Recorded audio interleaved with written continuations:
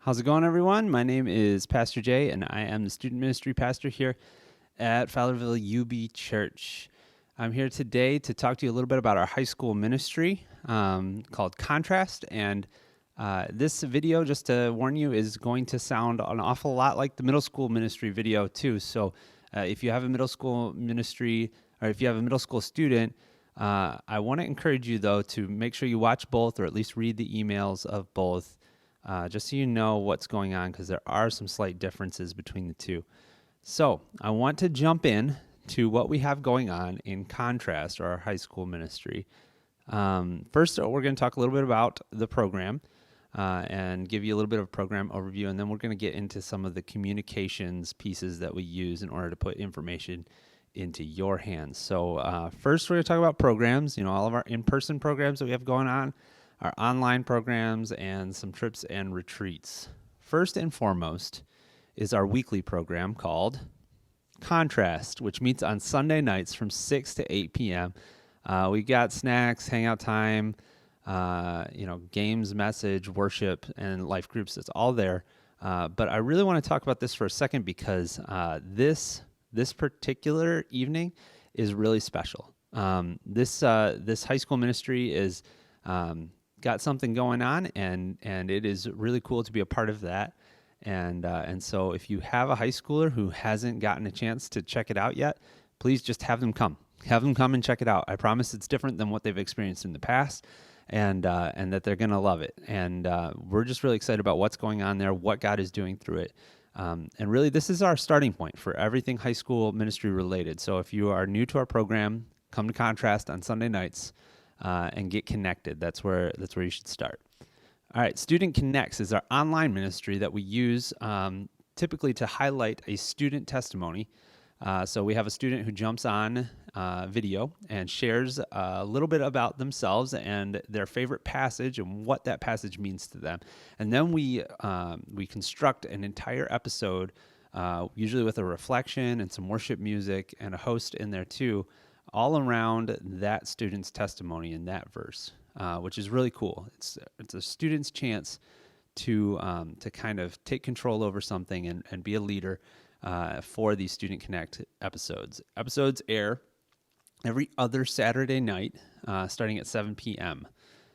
So once they're on YouTube, though, they're up there, and you can check them out at any time. I usually send out a text message with the link in there. If you want to get it that way, or you can get it on different social media platforms as well. All right, summer trips.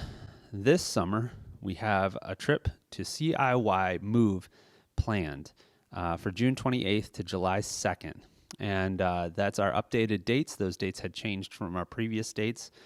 If you're signed up for the trip, you should know that by now. But if you're not, these are our dates that we're heading to this trip. Move is special. It is a really, really unique trip that is so hard to put into words what happens there. Students go to Move and their lives get changed. That's the term that most students use when they describe their week at Move, that it was life-changing. And so my hope and my dream is that every student under our umbrella here at Fowlerville UB that is even loosely connected to us in any way, shape, or form gets to experience at least 1 week of Move. It is truly, truly amazing, and it should be your priority every year. If I were a parent of a high school aged kid, this would be like my first, after I set aside my tithe, this is my next set aside of money to make sure that my kid can go to CIY Move. It's more important than sports, I think. It's more important than other things that we've got going on in the summertime. It is really, really cool. It can be foundational for a spirit-filled life, for your students' formation as a young Christian growing up. I mean, this could be the catalyst that sparks the change that they need in their lives. So really try to make this trip a priority. We send out the information. Most years we would send it out in early September, and we would have that locked in by the end of September. And then so once you have that on your calendar, then you just protect it and you don't let anything else touch it. And just understand that this is that important. So CIY Move, super awesome and a super cool trip. And if you've ever been on one, then you know exactly what I'm talking about, but you probably haven't, because this is our first year of doing it. So in the summer, we also have these Kingdom Worker Days that are set aside to do the things that they talk about at CIY Move. CIY Move is all about producing kingdom workers, and kingdom workers don't just go with the flow. They don't just show up at church and do the work that they're told to do. Kingdom workers find the brokenness in our world. They seek it out. They discover what it means or what it takes to bring reconciliation to that particular thing. So our Kingdom Worker Days are designed for students to take the lead, to recognize something, some kind of injustice in our community or some wrong in our community that needs to be righted. And sometimes that's as easy as picking up trash or putting friendly messages on windows at Walmart, on sticky notes, or anything really. Anything that can further the kingdom of God is kingdom work. And so these days are set aside to do just that. All right, we also have our winter retreat. This last year we went to Grace Adventures, and they were a great host for us. Our kids had an awesome time, but our typical destination will be Spring Hill. And we only didn't go to Spring Hill this year because they had shut down their camp for the winter retreats. It just wasn't possible for them to pull that off with all of the COVID restrictions, not like a smaller camp like Grace Adventures could do. So hopefully next year we'll be able to go back to Spring Hill. It's a lot of fun, and kids definitely grow in leaps and bounds at Spring Hill, but nothing like Move. So make sure you get Move scheduled first, and then worry about that winter retreat. All right, before school Bible study is something that we've started with our high schoolers over the last couple of weeks, and it's really cool. We meet at the church right here in the cafe every Thursday morning at 6:30, and I cook up some pancakes and have them ready for the kids when they get there. So they start in on the pancakes right when they get there, and then we read through a chapter of Scripture, and then we discuss it, have some time for prayer, and then we dismiss them to go to school. And if they're not driving yet, that's okay. I will give them a ride to school in our fancy church van, and they get to show up to school in style. All right, let's talk about communications. Communications are really important, and I know that right now, especially, everybody is getting bogged down with all kinds of communications left and right. Our communications are intentional and they're purposeful, and each method of communication that we use is super intentional in a specific way. So please just bear with me as I explain what we do with communications and how we operate and what our focuses are. So the first thing is text messaging, and text messaging is our primary source of communication. It is the thing that everybody carries around in their pocket all the time, their phone. It's right there, and it's our easiest way to get information into your hands in small doses. So you do have that option of hitting stop when you get a text message and never getting any more text messages from us ever again. I highly recommend that you don't do that, because I can't tell you how many times I've had parents come up to me and say like, oh, well, we didn't know this was going on, or we didn't have any information. And I'll go in and look in their profile, and sure enough, they had opted out of the text messages. So they would have that information if they wouldn't have done that. So I really encourage you not to opt out of the text message. Another thing that you can do, a little bit of pro tip, is when you get a text message from the church, from us or from a specific ministry, go ahead into your phone, go into your phone settings, and create a contact for that phone number. So if you get a text message for the upcoming Sunday night contrast, and it says like, tonight we've got contrast from 6 to 8, come check it out, bring a friend, go into your phone settings or into that phone number and create a contact that says contrast in there. And that way, every time it pops up on your phone, you'll know exactly who it is that this group is texting, or like exactly what part of the church is trying to get your attention, what ministry it is. So that's just a little pro tip. Make sure you do that. I did that on all of my groups, and it works really well on my phone. All right, and so for text messaging for trips and retreats. So once you sign up for a retreat, we create a master list of all of our phone numbers that we have on the registration. So when you're signing up for the retreat, make sure you use a phone number that's going to get checked frequently, and it's a parent phone number, right? Not a kid phone number, a parent phone number. Because when we put that in, when we compile that list, it is designed to go to the parents. Like, that's important information that we're going to be texting out for the parents, whether that's important trip details that are coming up or like travel information while we're going on the trip, like we've arrived safely or we're going to be back at this time. Those are the kind of things that we communicate for trips, but we can only do that if you give us the right phone number. So please make sure that you give us a parent phone number that's going to get checked while we're away on these retreats and while we're leading up to these retreats.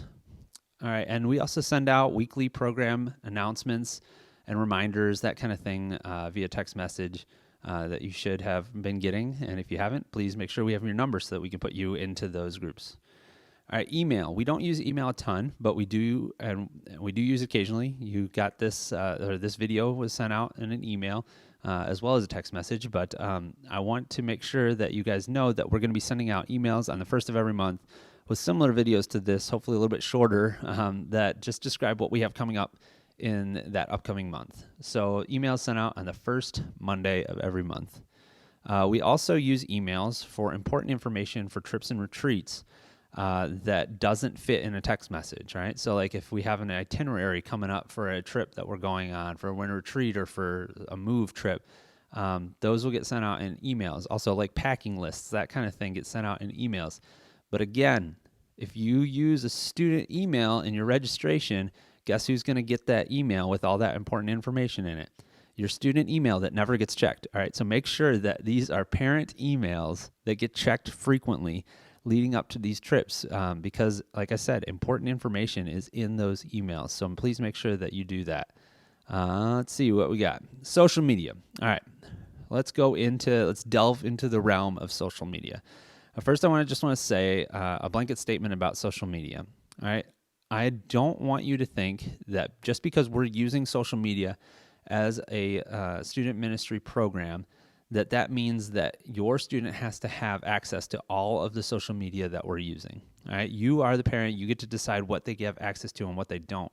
All of the important information that gets communicated gets put out through text messaging and email. All right, so you're not going to be missing anything super important on these platforms. These are just designed for us to get promotional material into your hands, either into your hands as a parent or into the student's hands.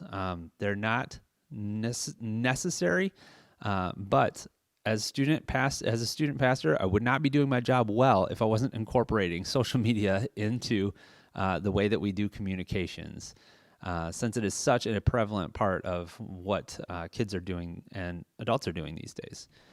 So first of all, Facebook. Facebook is used primarily as a parent communication tool. There's probably more parents on Facebook than there are kids, and so we understand that and we use it accordingly. So we'll put announcements on there of things we got coming up. We'll put our Student Connect videos, that kind of thing, just for parents to stay in the loop and kind of know what's going on. You can go ahead and if you follow us already, if you followed our student ministry Facebook page already, then you're good to go. You can don't have to worry about this, but we actually just created a separate Facebook account just for our middle school ministry. So if you want to go like that, you can totally go like that. Just search for the Pulse Student Ministry on Facebook, and you should be able to find it. If you're already following us on Facebook as the overall student ministry, that platform was changed to the high school student ministry, so you should be all set. You should still be following the same page. It's just had a name change. So Facebook is where we do most of our parent communication, mostly focused on that, but nothing super important that you need to have Facebook for. Instagram is used for students because students seem to all have Instagram. Not every student has Instagram. Not every student has access to it, so we don't use it just as our primary source of communication, but we do put a lot of promotional material on there, things that students can see to get excited about things that we have coming up or things that we have going on. So we created a new-ish account just for Contrast, just for the high school ministry. Probably, I don't know, a little less than a year ago. But if you haven't gotten a chance to go and follow us at contrast_studentmin is where you can find us for Instagram. And parents are more than welcome to follow us on Instagram as well to see some of that stuff that we post on there. YouTube is great. YouTube is where you're watching this video right now. It is also where we'll be posting our Student Connect episodes And we'll also be rolling out this new series called P60, or Parents in 60 Seconds, and or Parent Communications in 60 Seconds, whatever you want to call it. We're going to call it P60, and it basically is going to be filmed as soon as your students go into their small group time on Sunday nights. So our students get done watching or seeing the message and doing worship, and they're going to go into their small groups. And then we're going to record a video that's 60 seconds or less, and it is going to tell you what we talked about that night at Contrast. So no more of this trying to pry out of your students what we talked about during that night's session.